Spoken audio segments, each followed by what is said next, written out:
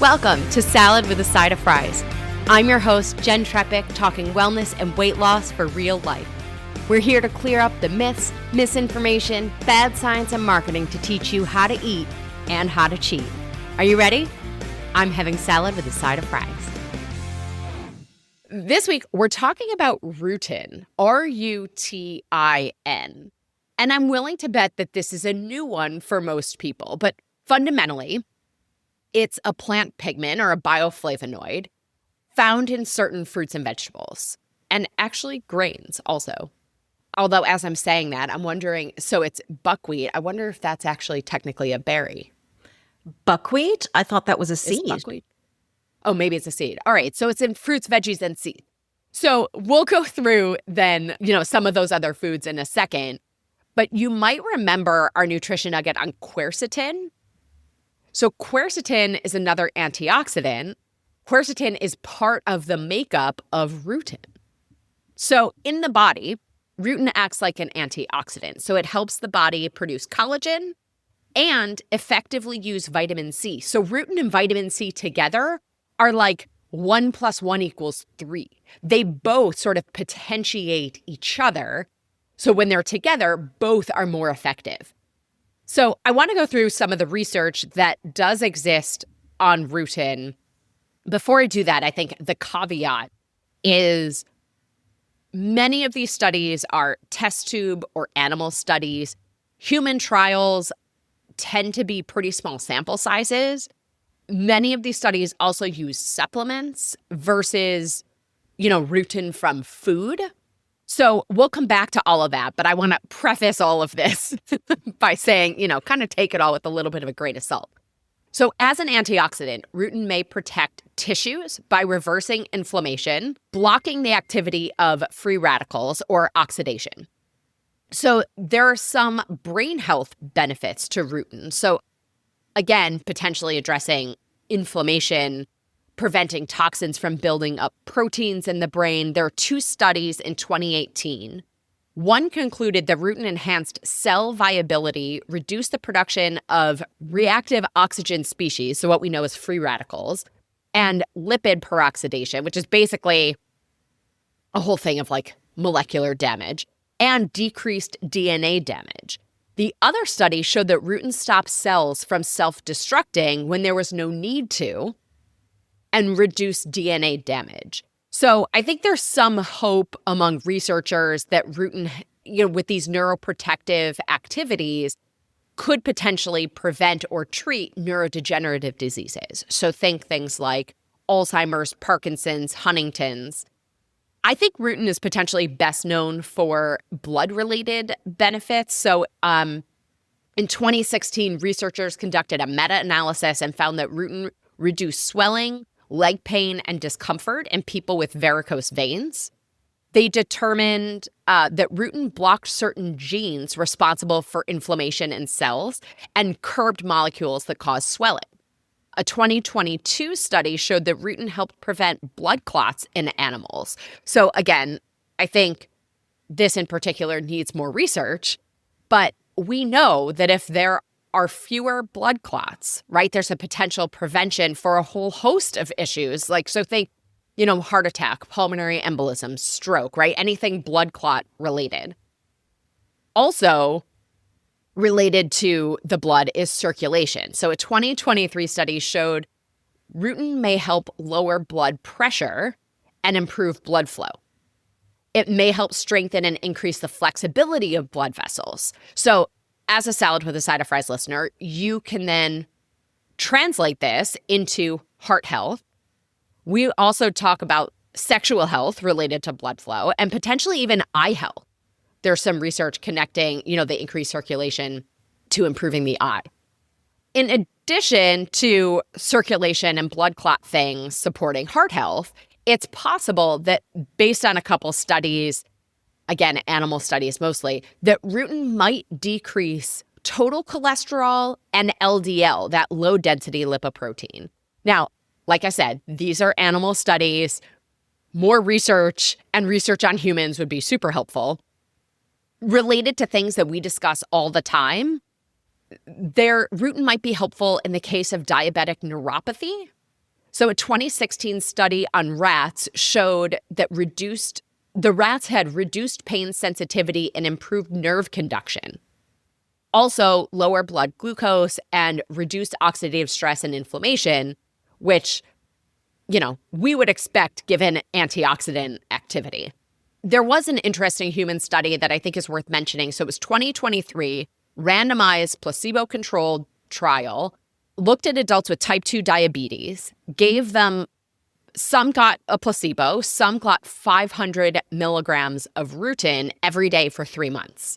The group that had the Rutin saw improvements in fasting glucose, insulin, A1C, plus cholesterol levels and cholesterol ratios improved as well. So interesting. I mentioned diabetic neuropathy before. There's also potential for Rutin that it might help reduce joint pain. So 2022, an interesting study on people with osteoarthritis, again, fitting for this week's episode, showed that giving oral enzymes that contained Rutin might be as effective as an NSAID, a non-steroidal anti-inflammatory drug for pain. So while we hope there's more research, let's consider maybe we might want to get a little bit more Rutin in our lives. So first, because it works in combination with other nutrients, I would recommend getting this from whole, real foods rather than a supplement, unless that supplement is formulated really smartly and includes some of that vitamin C, quercetin, some of these other things. So Rutin-containing foods, you have buckwheat, asparagus, apples. You have to eat the skin of the apple, by the way, and then especially Granny Smith apples, green and black olives, figs, citrus fruits, especially mandarin oranges, but obviously not like the canned and syrup mandarin oranges. Stone fruits, so think like apricots, cherries, plums, peaches, black, green, moringa, and elderflower teas all have Rutin. Of course, as with anything, consult your healthcare provider and your pharmacist, especially if you're going to look into Rutin supplements as opposed to just adding these foods into your repertoire. Again, on the supplement front, there isn't really a recommended upper limit in the United States, I think related to this lack of research. In Spain, though, the upper limit is 600 milligrams per day in a supplement. And the supplements there, they talked about the supplement having Rutin and quercetin together at a max of 600 milligrams. There can be some side effects. So if you experience blurry vision, dizziness, headache, even nervousness, changes to your heartbeat, either speeding up or slowing down, swollen feet or ankles, stop it altogether, right, for sure. Especially if you are on medications, speak to your pharmacist, speak to your physician. We always want to be safe. And that's part of why I think just adding some more of these fruits and vegetables might be the better route. But all in, Rutin is a flavonoid, like that plant compound that acts like an antioxidant in the body with a host of potential benefits, including improving vitamin C. So I think this is really just a great example of how nutrients in combination can be exponentially more effective, and it's closer to nature, right? Nothing exists in isolation in nature. Nothing exists in isolation in the body. And so maybe simply eating some stone fruit this summer, figs, having some tea, right? Maybe you're upping the ante already. Zora Benamu, anything you want to add? Well, I'm just trying to keep my mouth shut because I'm amazed with everything. I just let you talk. But incredible, in Spain, they had this study, and that I'm now going to go to the pharmacy. I'm like, oh, check. There's I'm just a supplement junkie, but I do eat all those foods, by the way, that you said. So that's great. I've already got this included in my diet. Interesting that buckwheat is a high in Rutin. Right. Didn't know about Rutin. And I think it sounds again like one of those miracle things, but like you said, take it with a grain of salt. Just getting these foods into our diet. I think like you said, it's very often a combination, not just the nutrient in isolation. And I guess that's why you and I always recommend get it from food first, right? Right. And as a biohacker, right, from two big supplement fans. Yeah. Get it from food first, right? Yeah. And if you, the biohacker in me also says, well, if you can test, I don't know if you could test Rutin, but we like to test, measure, and assess. If my Rutin levels are good, then I don't need a supplement. I'm probably getting enough of my food. Yeah, I don't know that you can. I don't know. But, yeah, also like a variety of antioxidants really serves the body.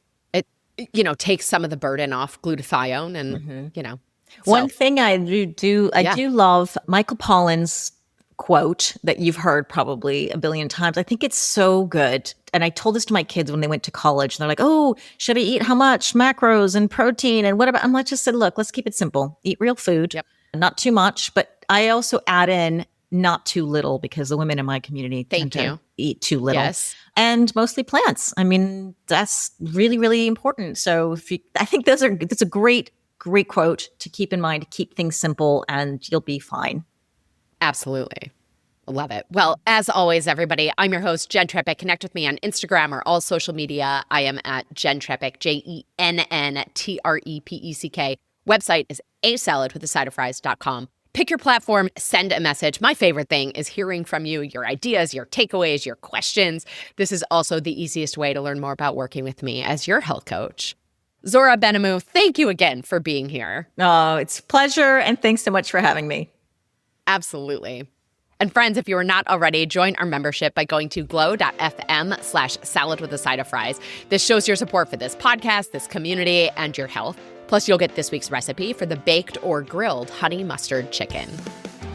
Well, friends, that's it for today's episode of Salad with a Side of Fries. Congratulations for making yourself and your health a priority. Thanks so much for joining us. Be sure to click subscribe or follow on your favorite podcast platform. Share us with a friend, and we'll be back next week. Always remember, you deserve it, and you are worth it. Happy healthy.